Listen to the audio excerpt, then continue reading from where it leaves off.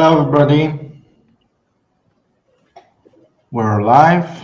Hello. This is the shunned art of work for hire. My name is Lukasz Hacura, and we're going to wait around a minute more to give people a chance to log in, tune in to the talk, and then we're going to start. I already looking at the Q&A. I think that you don't have any questions right now, but feel free to ask questions during the talk. I'm going to try to answer them as we go, or maybe when there's some kind of a pause between the slides. Okay.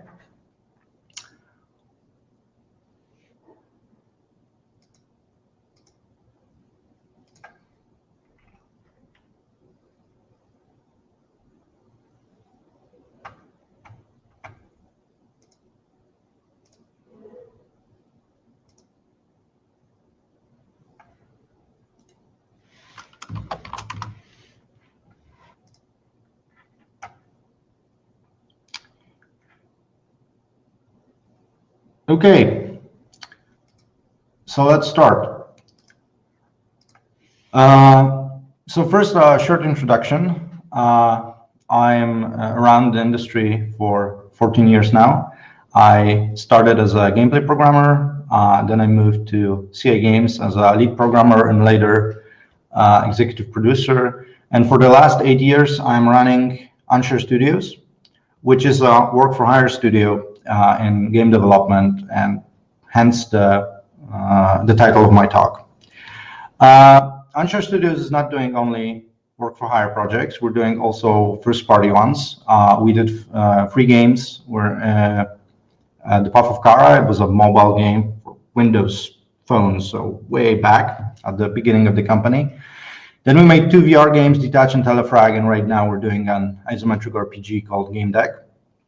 But this is more like a side thing for us, because most projects that we worked on during the last 8 years were work-for-hire projects. And I will be focusing on our experiences on how to handle it, what's the biggest difference between first-party and third-party development, and hopefully give you some insight if you would like to try this way of working in game dev. So the main question here is, why even do this, right?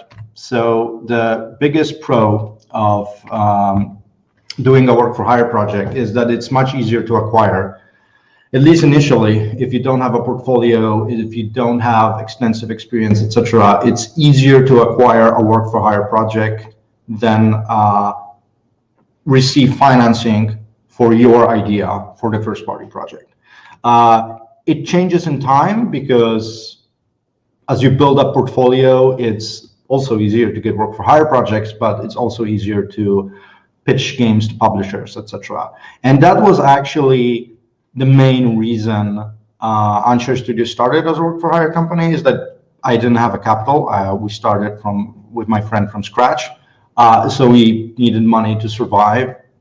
Hence, work-for-hire as a starting business plan.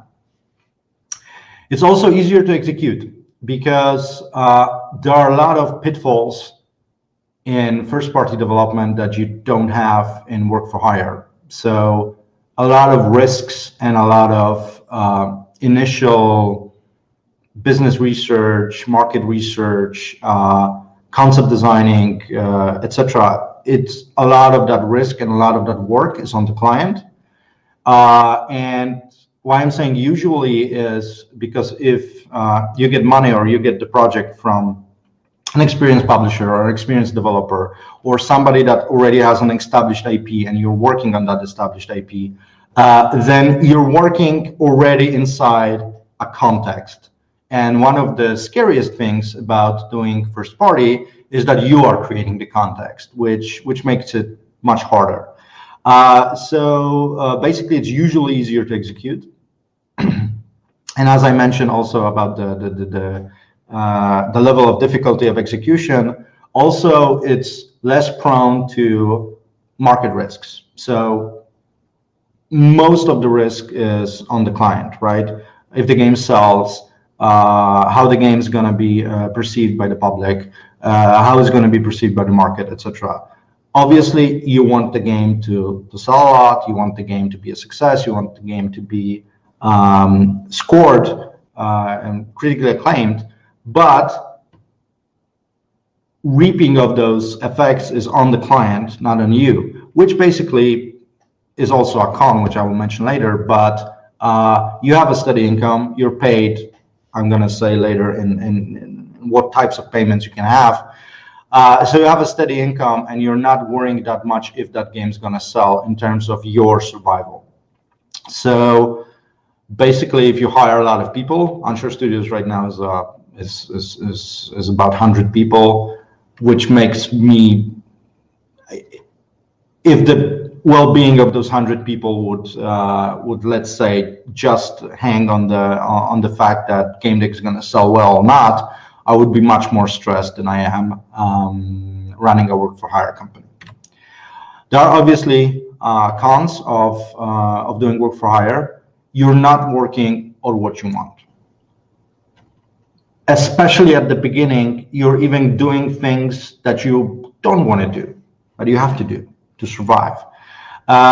So it's get easier with time once you build up your portfolio, where you're better at what you do. Once you specialize in a certain thing, and usually you want to specialize in a thing that you want to do, this con, let's say it dissipates a bit.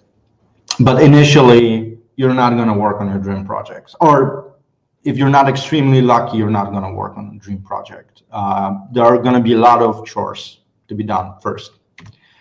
You have no leverage. That's the opposite of market risk aversion, right? Because you don't have usually a rev share of, even if you have a revenue share, it's a very little revenue share.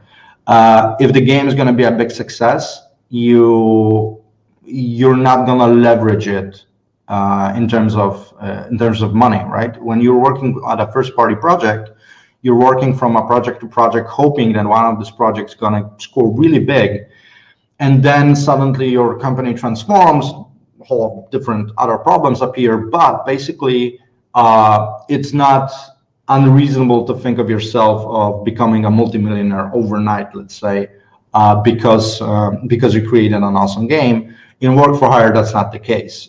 Earning money is a chore. It's like basically being an employee, but for companies, right? So you're not going to earn the big bucks, and you compromise a lot, because if you're doing your own project, obviously they're hard to execute. You're creating the context. It can be scary. It requires a lot of different skills. But when you're working for a client, even if sometimes you know better, usually the client's right? So the person that pays the bills holds the power. That has always been the case. So at the end of the day, a lot of decisions that you might not agree with are going to pass because the clients wants them this way. So you compromise a lot, and compromise is not an easy thing, and it's sometimes not a nice thing. So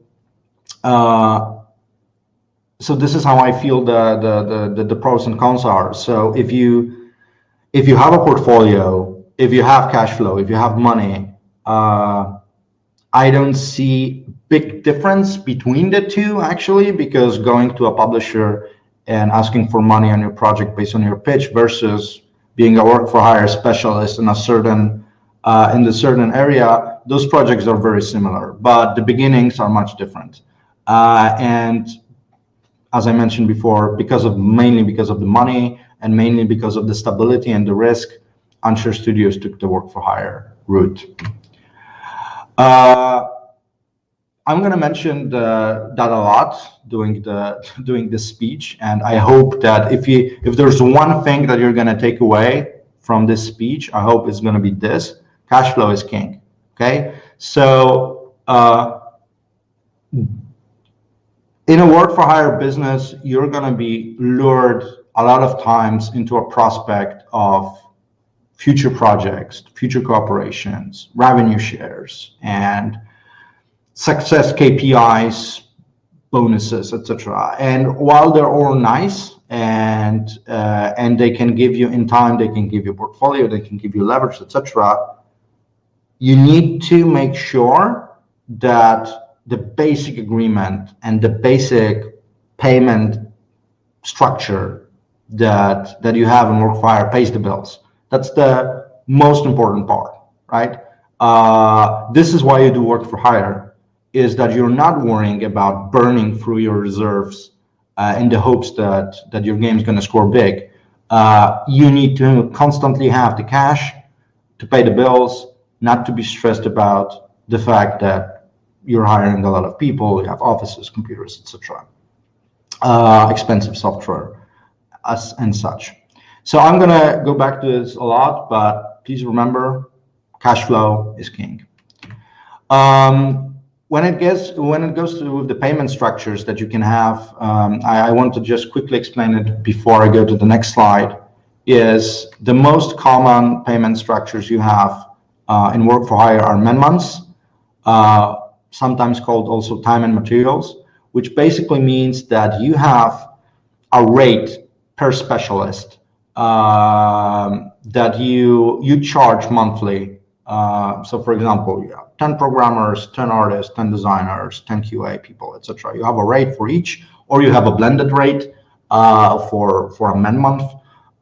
In a multi-specialization, big teams, blended rate can be fine. In small teams, there are discrepancies between the rates that are hard to balance out, especially with programmers. So I would not advise having a blended rate for small teams. But you have a rate, it's paid monthly, it's super easy for you, super convenient, and basically riskless. Then you have milestones, which is a very standard way to being paid in the industry. Basically, you have a production calendar. It's split into a couple, a dozen, or whatever milestones. Milestone has a description. It's usually the description of a milestone is usually an addendum to the agreement. And if you hit the milestone, you get paid. And then there's revenue share, meaning that when you launch the project, you get shares from the sales. So this is the matrix of types of corporation that you have in Work4Hire, because there are different projects out there, and probably I'm not covering everything here, but I'm covering most of the stuff that Anshar Studios has done for the last 8 years. So first type, you have body renting.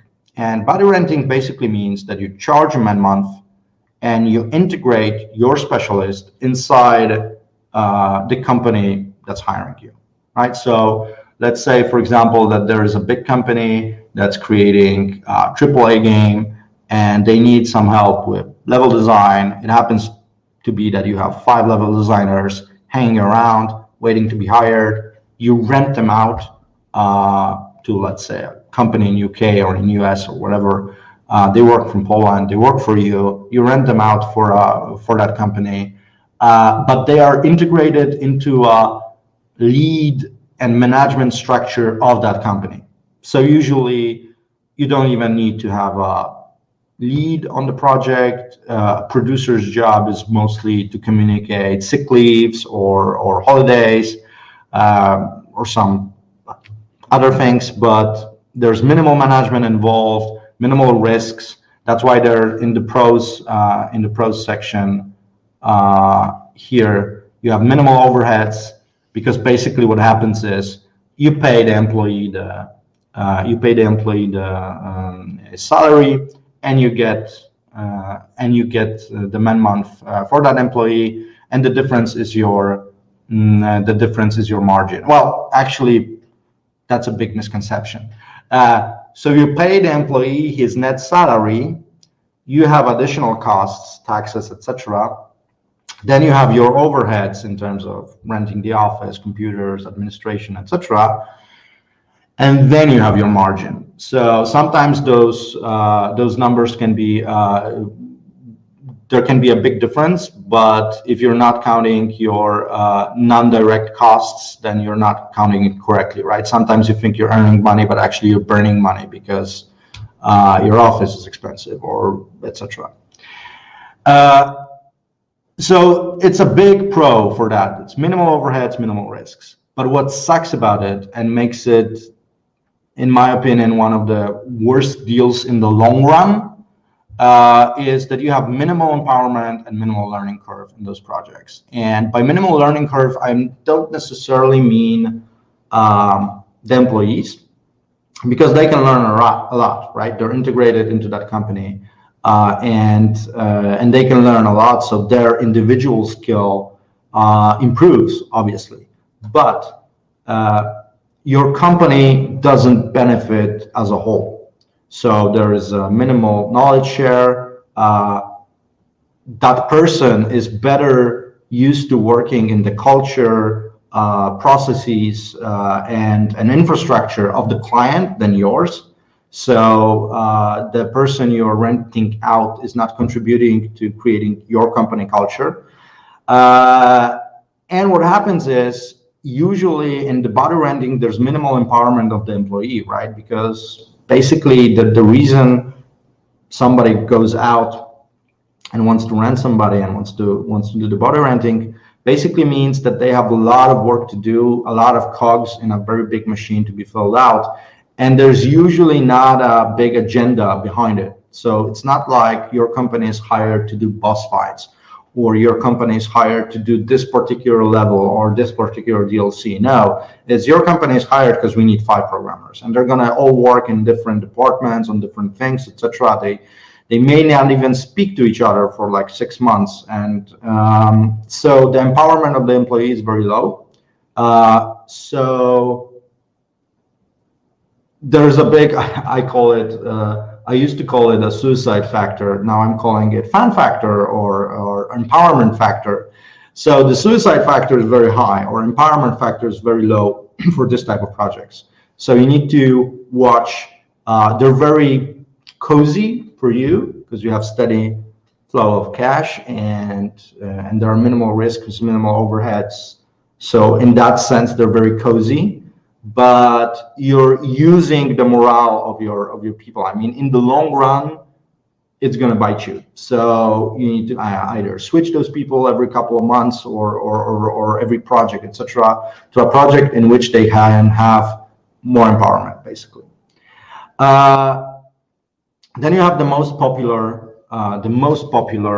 work for hire deal, which is co-development. And co-development is actually getting more and more popular all over the world, and first-party development as well. Is the projects become more and more complex, require more and more different technologies, different specialization. There are so many now different platforms that you can deliver games on.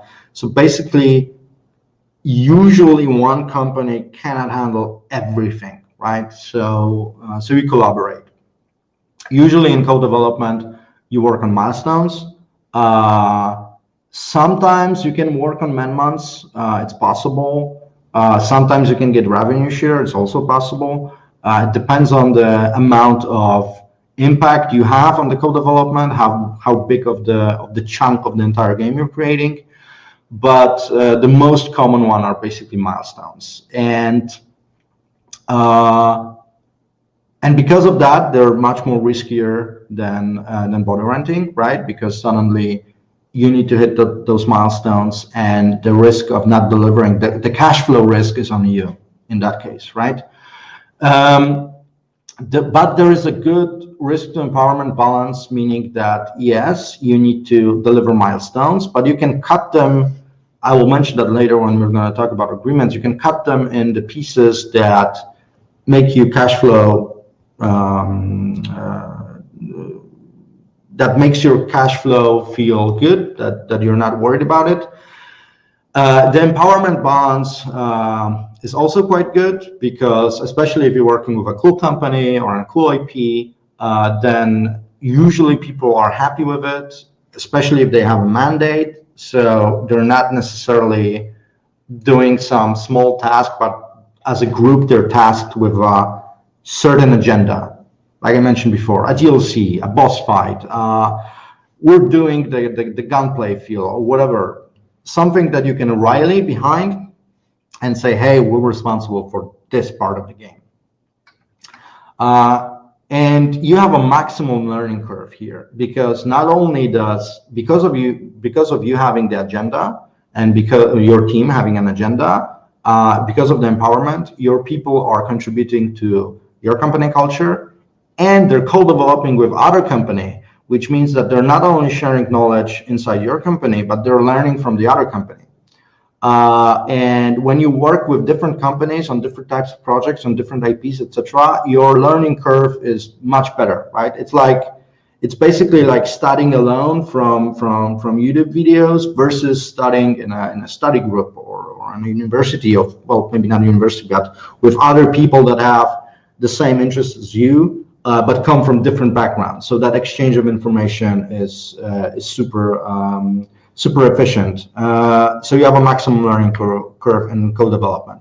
Obviously, there are exceptions, right? Like, for example, the client is very guarded with their know-how, or there's no chemistry between the teams, etc. But usually, it's very beneficial for both parties.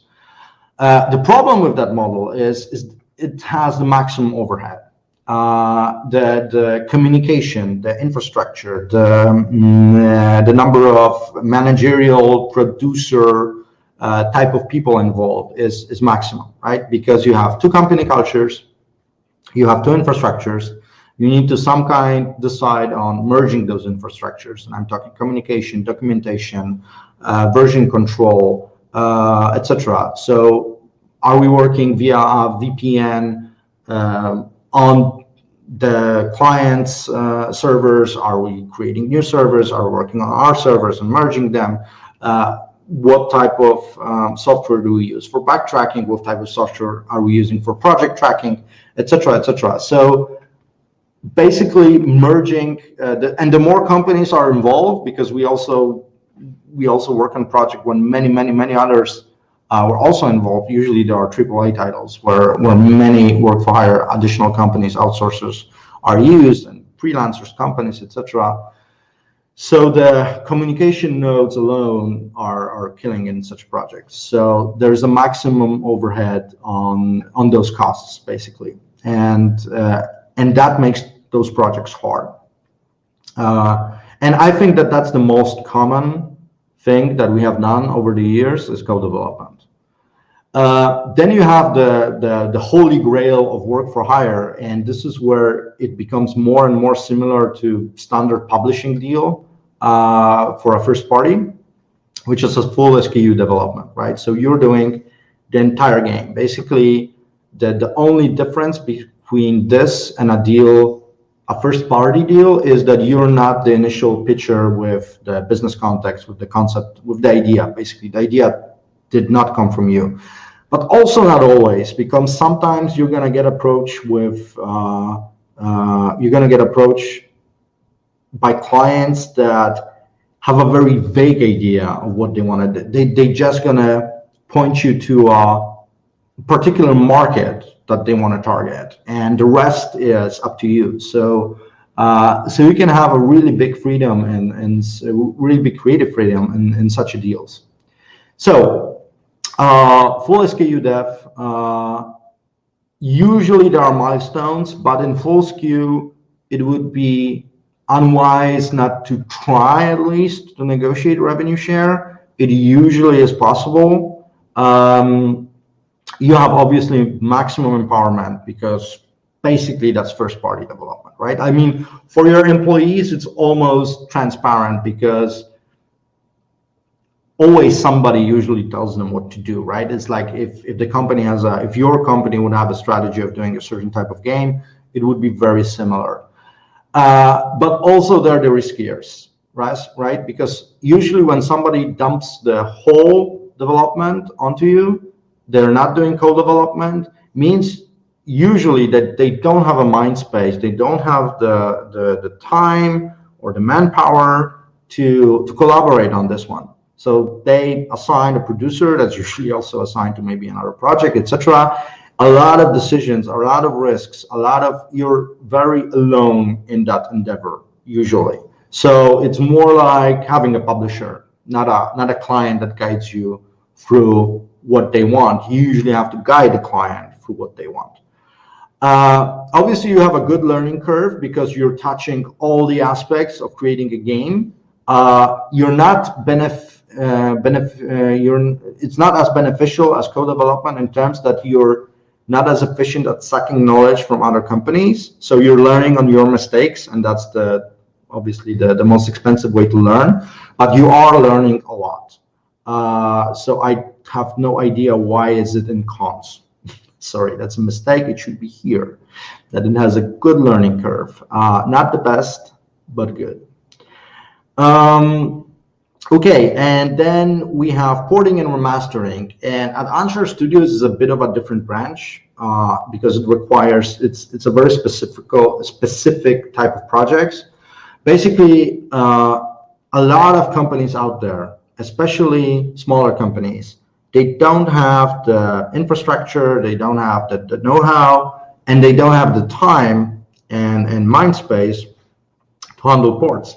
So a lot of publishers, when they're publishing, let's say, a medium size or a smaller title, they're looking for work-for-hire companies to help out their developer that they're financing. They're looking for a lot of studios to do ports, and also recently remasters/remakes are also on the rise, and usually companies happily outsource those because a lot of first-party companies, if they have the capital, they usually have a strategy that they want to do a certain titles of their own, but they have this back catalog of IPs, and they would like to see them come from, for example, for next gens, right? They don't have the manpower, they don't have the mind space capacity to handle that, but they have the money, they have the IPs, they can push it out and outsource it to other companies. And right now, it's super easy to acquire these types of projects if you have the infrastructure, right? Because obviously you need to be developers for next gen or current gen or on Switch or Stadia or whatever else people or Epic Store or whatever else people would like to have their game transferred to.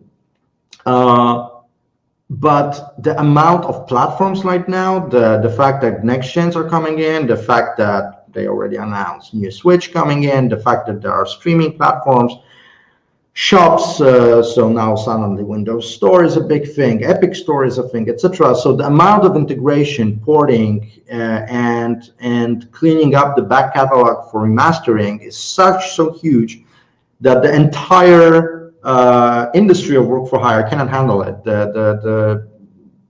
Right now, the availability is the biggest issue when it comes to porting or remastering. And doing those projects, because they are very specific, advances your company infrastructure in terms of security, because if you're working on cool IPs, you need to invest into your company's security. There are companies that have extensive security sheets that you have to adhere to, which step by step, while you're doing bigger and bigger projects, you're going to get there, and your company is going to evolve. Cons is that it requires a very specific mindset and set of skills. So suddenly you don't want actually developers that are super keen on doing creative new games, etc. You want people that are more interested in technical aspects and in solving puzzles, technical challenges, etc. People that are happy to work with new technologies, etc. Right? So not necessarily the same type of people that would like to do a full SKU development. And finding those people and also having a company that requires two different mindsets can be really hard. And managing the morale, the fun factor, empowerment factor is a bit tricky here, right? It's easier at companies like, for example, QLog, which is an awesome work-for-hire company, because they do specialize mostly in ports and remasters, right? So if you come to QLog, you can expect that you're going to work on such a project. When you come on Anshar Studios, you know that maybe you're going to work on a co-development, maybe on a full SKU dev, And if you end up in a porting project and you didn't want that, then we did something wrong, right? So switching people between those projects, it's a bit of a tricky thing. And another thing is, it's a whole different thing to do a port. I'm not saying it's easy. It's a hard business. It requires a certain amount of skill, certain amount of infrastructure, know-how, etc. But it does not teach you how to create games, because it usually does not have the concept phase. It usually does not have the pre-production. There's a very little bit of design. Even if you do a remaster and you do mostly revamp UIs, quality of life stuff, etc., but you're not changing the core of the game. So you're not thinking of really new stuff, right? So doing even a really cool remaster does not prepare you for full SKU development. So that's a potential problem. So that's the gist of it. That's the matrix of types of projects that you can have. Okay, I'm just gonna look at that. Okay, we don't have any questions. Okay, how to acquire projects? Because I said it's super easy to acquire projects, right? My view is a bit skewed here because we're in the industry for 8 years. I'm not saying that we have an amazing portfolio, but we have a big enough portfolio to actually pitch a certain type of deals, which makes it a bit easier. But how we started is our starting point was conferences, but conferences, not B2C, right? Not the client type conferences, not where you interact with players, but where you interact with the business, B2B conferences, right? Most of the B2C conferences have, for example, Digital Dragons has a B2B segment, right? You have some kind of matchmaking system usually, and through that matchmaking system, you can find potential clients. It's super hard to do in terms of the fact that when you have a certain idea of what you would like to do, that does not necessarily solve a problem for the other. You don't want to be a company that cold emails people about, localization services, for example, right? Or art outsource services. Usually it would be much better if you did enough research to know that somebody has such a need and then approach them. That's a much more higher probability of success here. But this is how I started. So all B2B conferences, flying around the world a lot, and it has a very low success factor, obviously. So you need to be doing it a lot in order to get a client. Another way that our first project is how we acquired is industry friends, and having friends in the industry is awesome. And that's why I always advise people that want to start their own company to work for somebody for a couple of years to develop your connection, to go to conferences, etc. Because you need to know people. You need to have your own set of connections. So you're not cold emailing people, but you're just calling somebody and saying, hey, I heard this and this, or do you know of somebody that wants such services? So our first project for Artifex Mundi was, a friend told me that they had that Artifex Mundi had such a need. I called Artifex Mundi CEO, and that's how it started, right? So make friends. I know it's super hard right now in 2020, but try making friends in the industry. I'm actually super surprised by our website. I thought that in 2020, websites basically don't work, but we have a lot of inquiries. Obviously, you need to have some kind of portfolio, so it's not going to work from day one. But surprisingly, we have a lot of inquiries through our website, which actually surprised me. Yeah, cold emails. I wouldn't recommend them. So by cold emails, I mean you're sending somebody an unsolicited request for a meeting, or hey, do you need services of this kind? So I don't think that I think that they're least efficient of the all things I said.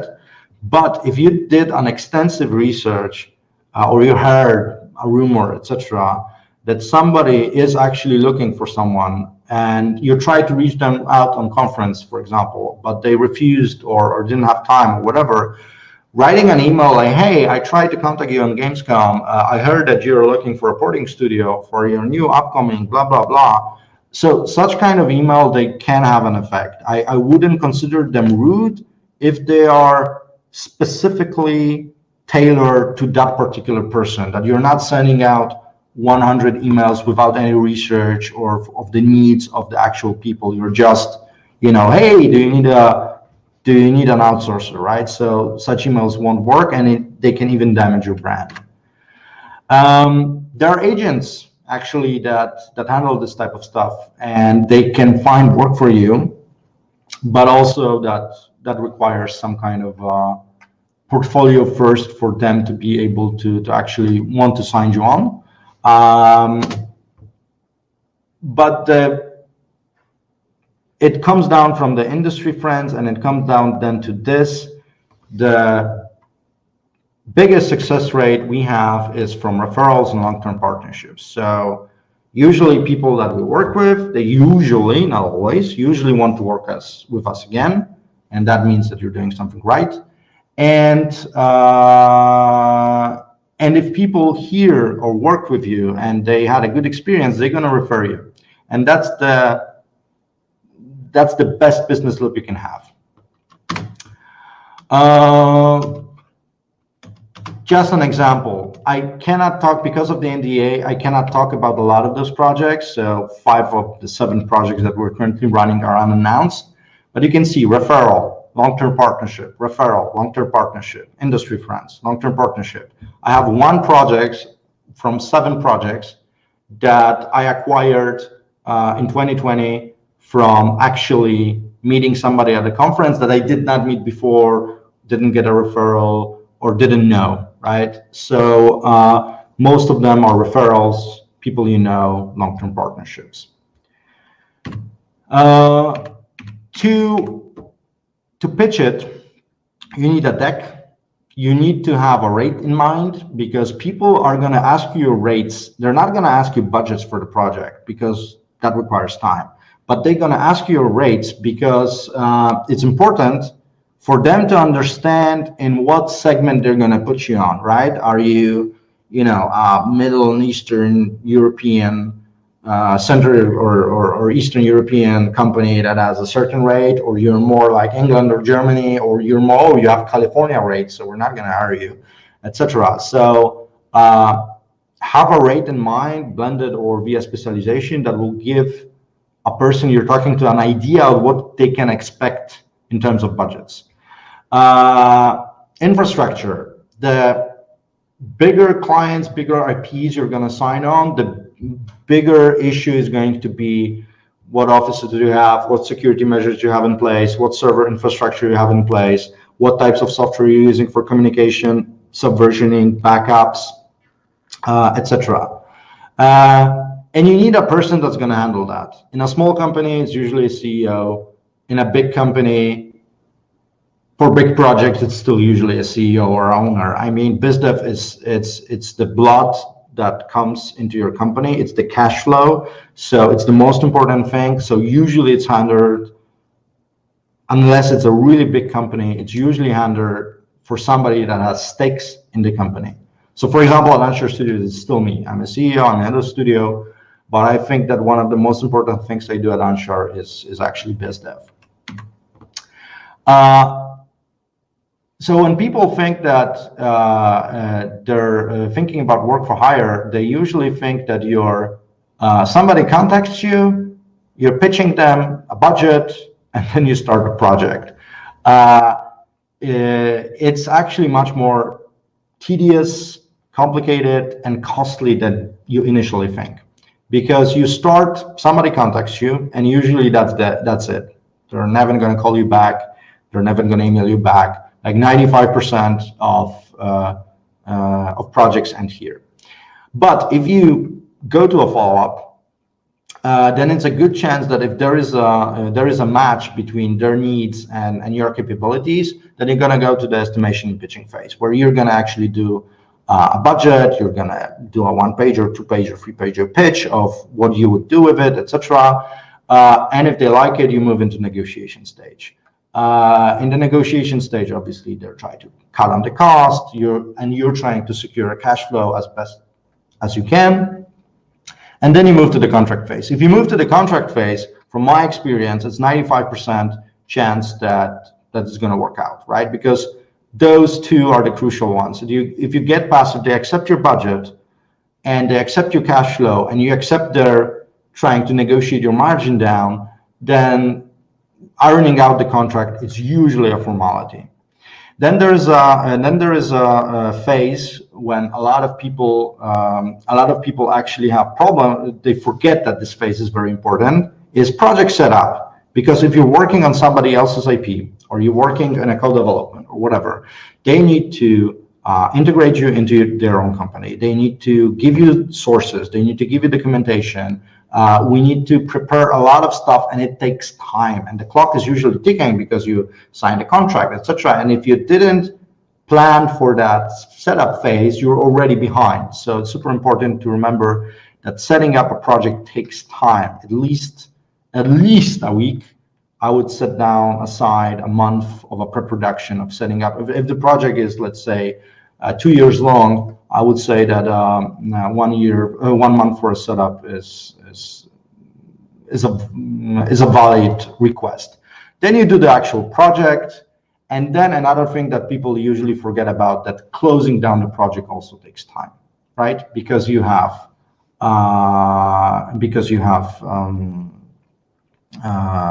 sometimes patches, you have errors, you have delays, you have first day patches, you have closing down a project always takes time, and assuming that the project ends at the launch date is usually you're burning money afterwards. So also having a period of, for example, 2 months with a smaller team, call it whatever you like, project closure, project support, or whatever, it's super valid to have it inside the budget.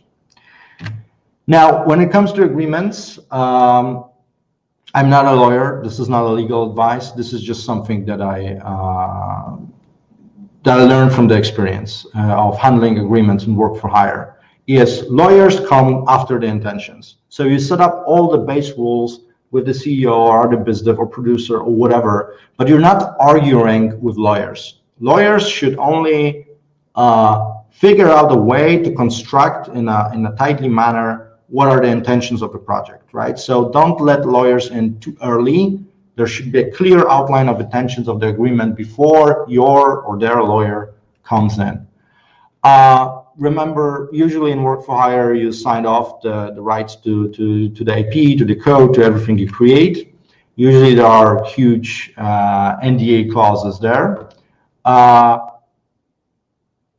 super recommend to have explicitly set in the agreement if you're credited in what way, splash screens, credit, etc. Obviously, there are sometimes white label deals. You should avoid them, but sometimes you need the money and you do a white label deal where you're not credited and you cannot talk about the project. Don't believe in the agreement too much. Usually, the country of origin when you sign the agreement is the country of the client. So, for example, you can sign an agreement with California law. You're not going to go to court. You're not going to argue that you have something in the agreement, etc. So basically, the clear, shorter, and not overcomplicated agreement is the better. If you think that agreement is going to shield you from something, it's not. It's not. So your agreement is as good as your current milestone.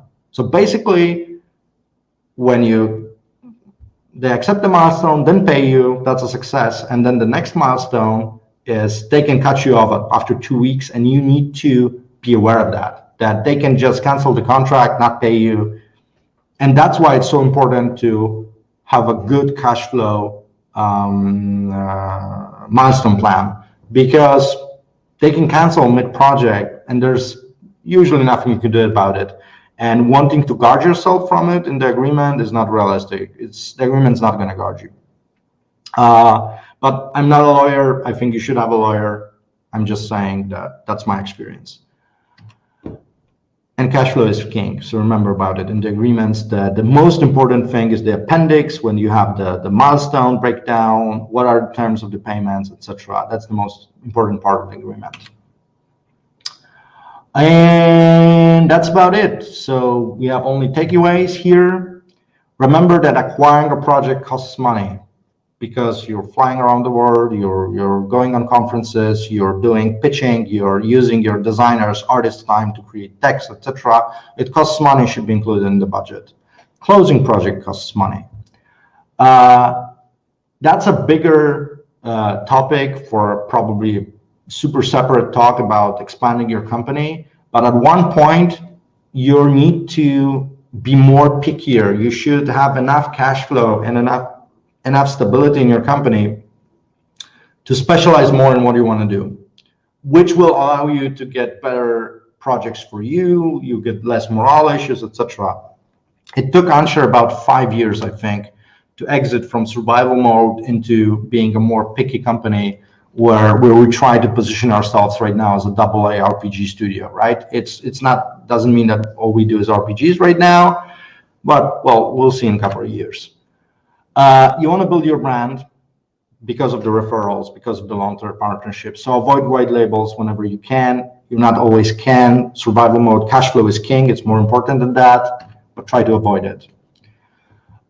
In time, you're going to learn that, yes, you want to build your brand. You want to exit on good terms with the client, but you don't need to sign another deal with that person. So just remember that if you had problems with a client, just don't sign another deal. That's it. You can do that. That's more of a company culture thing, but I'm very straightforward when it comes to negotiations, when it comes to the context, when it comes to what we can do. So we're not overselling ourselves. It's sometimes off-putting at first when somebody, because they think that we're overselling, and when we're telling the truth, they think, hey, if that's the overselling part, how bad is it really? But in time, it builds trust and long-term partnerships if you're really honest with your client about everything. So don't bullshit your client. It's in the long run, it's going to bite you in the ass. And try to think of every project as a small stepping stone to building up your infrastructure. It's like, hey, after this project, after money from this project, we're going to invest in the server infrastructure. We're going to invest in the security that will allow us to get projects from, I don't know, Namco or Warner Bros. Or whatever, because right now we can't, because we don't have this, and this. So investing in your infrastructure and continuously improving your company is important. And measuring how much everything really costs on your project, not just your cash flow, not the fact that, hey, I have the money to pay the bills, so the project was fine, but to actually measure. That's super important if you have more than one project. We have many projects. So measuring with the overheads, with everything, how much did that project, including acquiring the project, including closing the project, cost, and how much did we earn? Because this is very important for you to make decisions. If you want to sign another project, you want to renegotiate, you want to draw conclusions that make you change something in your future budgets, etc. And as always, cash flow is king. So that's about it. Thank you. And if you have any questions, we have a couple of minutes now.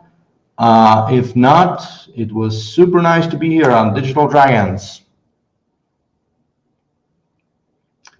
So I'm gonna wait a bit here.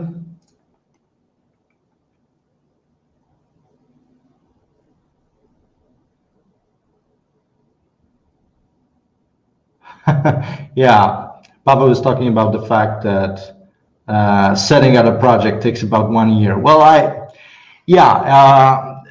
actually, if you include a smoothly working continuous integration, I would say it takes the entire project to set up a project correctly.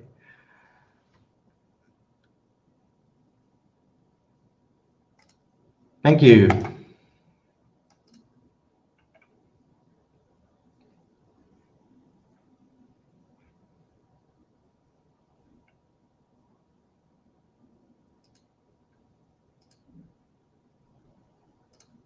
Okay, there are no questions. Oh, how to build a good deck and present rates. Yeah, actually, the most important thing about the deck is to make it as clear and concise as possible, and that you showcase clearly what type of projects you're working on, what was the scope of the cooperation, because there are a lot of companies that they say, hey, we work on this, we work on that. For example, we're doing the same thing. We're saying, hey, Anshar Studios is working on Baldur's Gate 3. Yes, we are, but the reality of it is that we have some programmers working on it to help you out Larian, and most of the heavy lifting is done on the Larian side, right?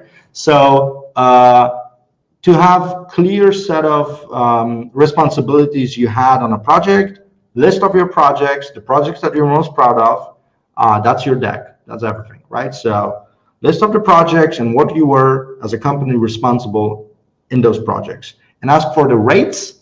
That depends on the size of your team. If you have a very small team, programmer, designer, artist, QA, that's like the bare minimum, right?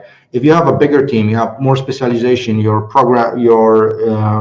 rates differ. For example, we have a different rate for a tech programmer that's working on ports, and a different rate for a gameplay programmer, right? Or we have a different rate for a compliance tester and a different rate for a FQA tester. So it depends on the size of your team, but what is most interesting for them is they're gonna usually ask you about your programmer's rate.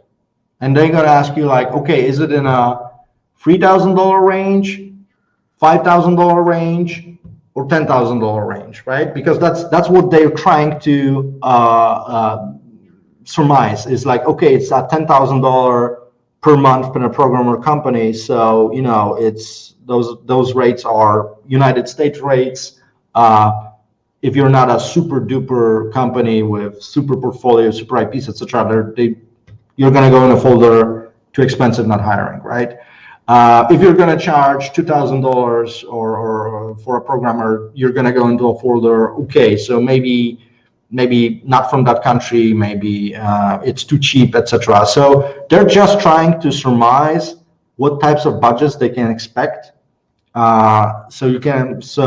But usually programmers are the best because they're usually most expensive. Are the best feeling about are the best way to feel you out how expensive you are. If you contact me via Twitter, Lukasz Hacura at Twitter, I can send you via DM or whatever. I can send you our deck, Alec, and you can take a look at our deck. So I have no problem sharing that. Actually, anybody, if you want our deck, just DM me on Twitter. I'm going to share my deck.